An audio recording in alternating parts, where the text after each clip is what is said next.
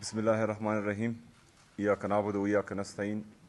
آپ سب کا شکریہ کہ شارٹ نوٹس پہ آپ سب آئیں۔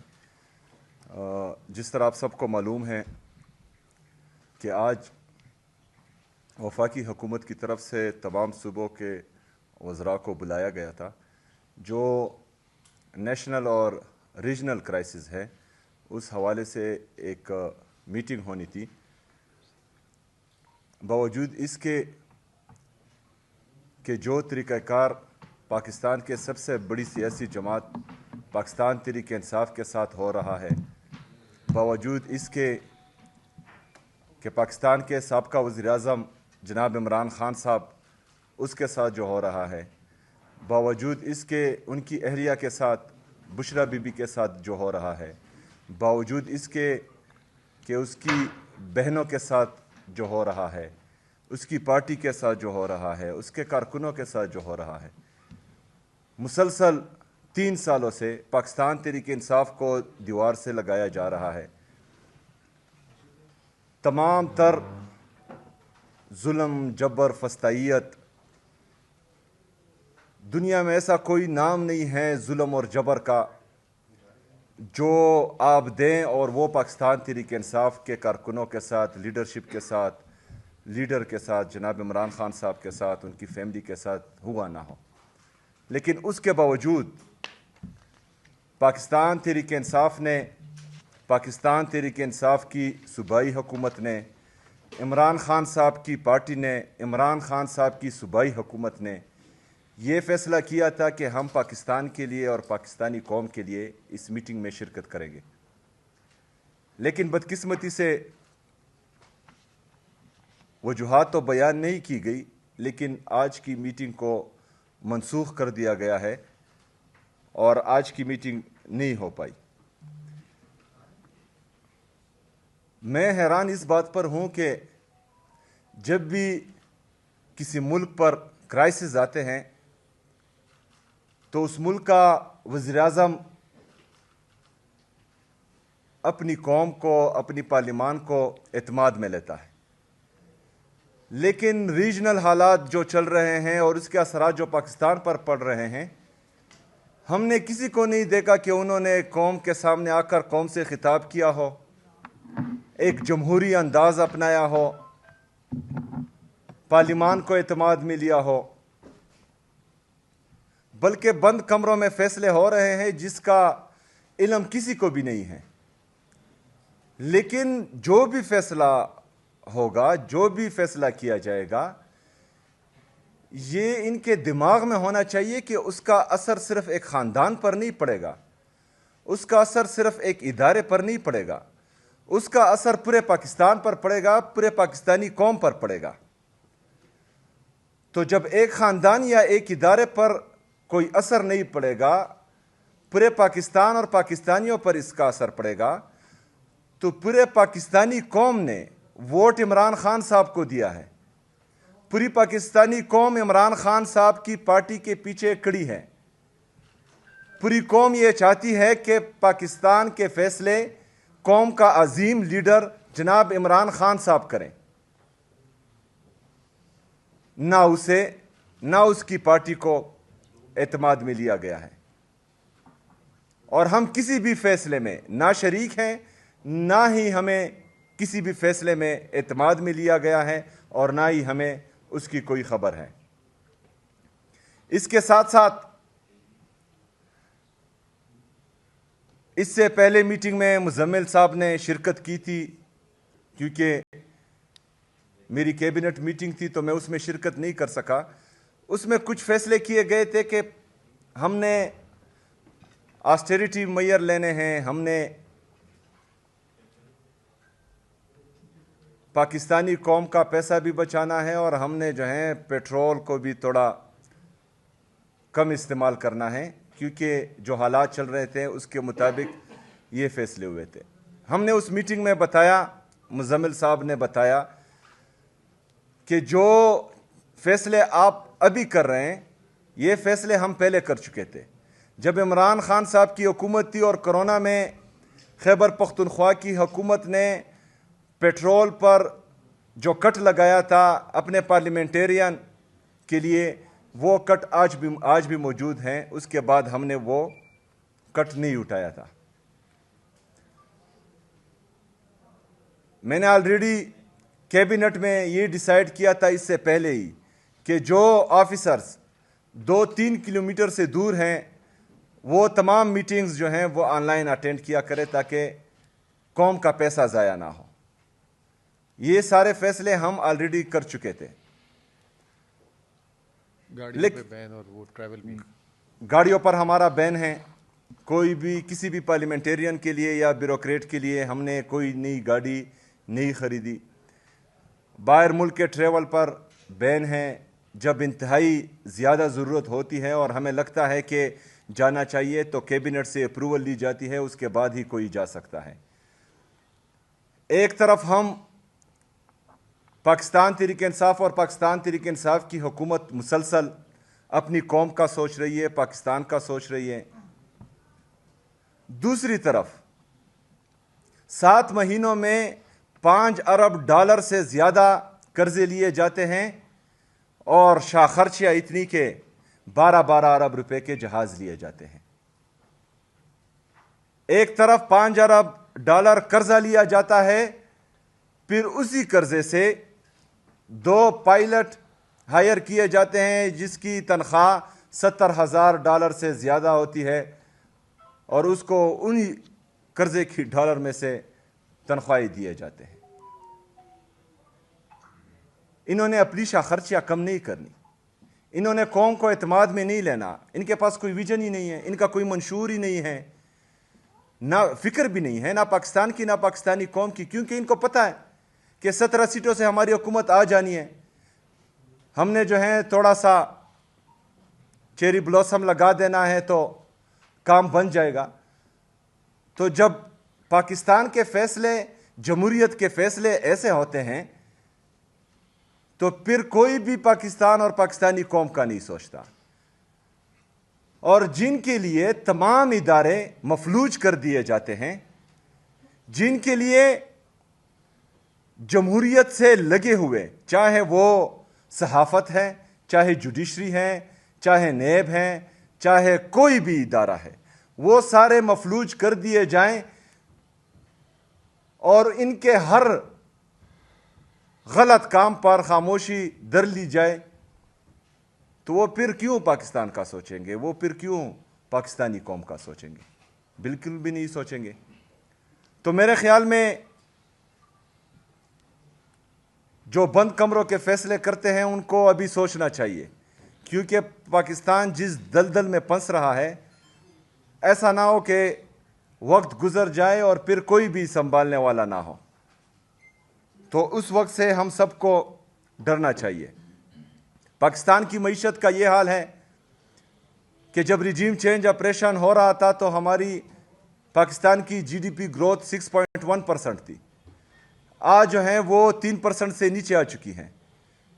جب ایک حکومت کو گرایا جاتا ہے بیرونی سازش کے ذریعے تو وہ اس لیے گرایا جاتا ہے کہ وہ صحیح کام نہیں کر رہا اور ٹھیک بندے کو لایا جاتا ہے, لیکن وہ بھی غیر جمہوری عمل ہے. ہر بندے کو اپنا ٹینور پورا کرنا چاہیے, لیکن جن کو لایا گیا انہوں نے پاکستان کا بیڑا ہی غرق کر دیا, لیکن کوئی پوچھنے والا نہیں ہے.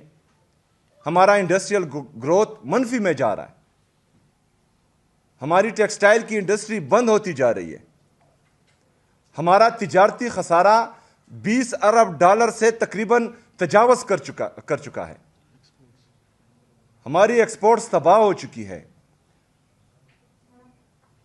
ہمارا نوجوان جو اس ملک اور قوم کا قیمتی اثاثہ ہے وہ پاکستان سے بھاگنے کے طریقے ڈھونڈ رہا ہے, کیونکہ یہاں پر نہ روزگار کے مواقع ہیں اور نہ ہی جو ہیں ان کو اپنا مستقبل یہاں نظر آ رہا ہے. ہمارا ایگریکلچر گروتھ وہ بھی منفی میں جا رہا ہے. کسان رو رہا ہے, کسی کو کسان کی فکر ہی نہیں ہے, لیکن ان سب کے باوجود انہوں نے مزید پاکستانیوں کو تباہ کرنا ہے. اپنی شاہ خرچیاں کم نہیں کرنی. 12 ارب روپے کے جہاز خریدنے ہیں, اس کے لیے $70,000 کے پائلٹ ہائر کرنے ہیں, لیکن بوجھ کس پر ڈالنا ہے؟ پاکستانی قوم پر. 321 रुपए पेट्रोल पहुंच गया है, 321 रुपए तक। हमारे दौर में पेट्रोल फी बैरल तकरीबन 117 से 120 डॉलर था, लेकिन पेट्रोल की कीमत 150 रुपए थी। आज फी बैरल तकरीबन 85 डॉलर का है, लेकिन हमारी पेट्रोल की कीमत 321 रुपए तक पहुंच चुकी है। 75 सालों में पेट्रोल की कीमत 150 रुपए तक थी, लेकिन सिर्फ 3 सालों में 171 रुपए का इजाफा हुआ है। मतलब 75 साल में 150 रुपए, सिर्फ 3 सालों में 171 रुपए का इजाफा, मतलब 75 साल से भी ज्यादा। क्यों? क्योंकि इनके साथ पॉलिसी है ही नहीं, इनका मंशूर है ही नहीं, इनका जहन है ही नहीं, इनकी ये नीयत ही नहीं है कि पाकिस्तान तरक्की करे। तो ये अपनी मईशत का क्यों सोचें, ये पाकिस्तान की इंडस्ट्रियल ग्रोथ का क्यों सोचें, एग्रीकल्चर ग्रोथ का क्यों सोचें, नौजवान का क्यों सोचें, इन्फ्लेशन कम करने का क्यों सोचें? क्योंकि इनको पता है कि 17 सीटों से फिर हमने आ जाना है। जमहूरियत तो मफलूज हो चुकी है, इदारे भी मफलूज हो चुके हैं। आज हमारा इरादा था कि हम वहाँ पर अपना जो हमारा NFC का मुकदमा है वो भी इनके सामने रखें, लेकिन जो मीटिंग नहीं हुई तो कल NFC के हवाले से जो सब कमेटीज़ हैं उनकी मीटिंग होने वाली हैं। तो हम पूरे पाकिस्तानियों को ये बताना चाहते हैं कि हमारे साथ एक दफ़ा फिर जो है वो सौतेली माँ जैसा सलूक हो रहा है, खैबर पख्तूनख्वा के अवाम के साथ इम्तियाजी सलूक हो रहा है, और हमें जो हमारा ड्यू शेयर है NFC में वो नहीं दिया जा रहा। NFC में हमारा जो शेयर बनता है इन 8 सालों में वो तकरीबन 964 अरब रुपए अभी तक बनता है, लेकिन जो 7th NFC अवार्ड है, जो 25वीं आईनी तरमीम के बाद जब फाटा KP में मर्ज हुआ, उसके बाद वो अनकॉन्स्टिट्यूशनल हो गया है, गैर आईनी हो गया है, क्योंकि उसमें 3.5 सूबे शामिल हैं। आईन में लिखा है कि NFC का शेयर 4 सूबों में तकसीम होगा।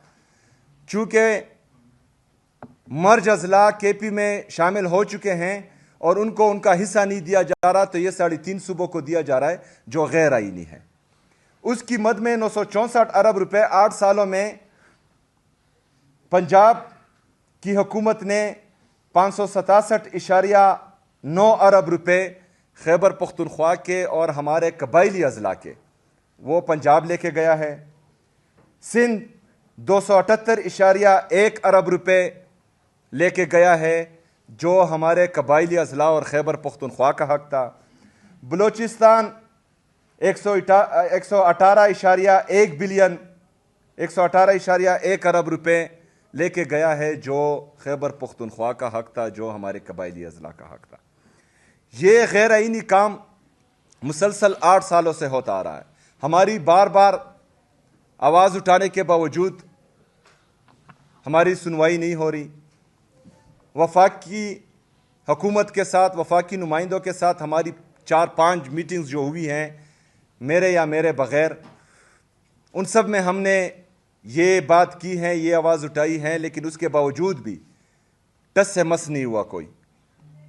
आज हम एक दफ़ा फिर मुतालबा करते हैं कि इस 7th NFC अवार्ड को अपडेट किया जाए, उसको कॉन्स्टिट्यूशनल कर दिया जाए, ताकि जो हक लाहौर में बसने वाले शहरी का है, कराची में बसने वाले शहरी का है, क्वेटा में बसने वाले शहरी का है, पेशावर में बसने वाले शहरी का है, वो हक भी कबायली अजला के कबायलियों के लिए भी मुख्तस हो। तो इसमें कल मीटिंग है और हम उम्मीद करते हैं कि 8 साल जो सूबे हमारा हक लेके गए हैं और हमारा हक आया है, वो इसमें हमारा साथ देंगे और 7th NFC को अपडेट करेंगे और कॉन्स्टिट्यूशन के मुताबिक करेंगे।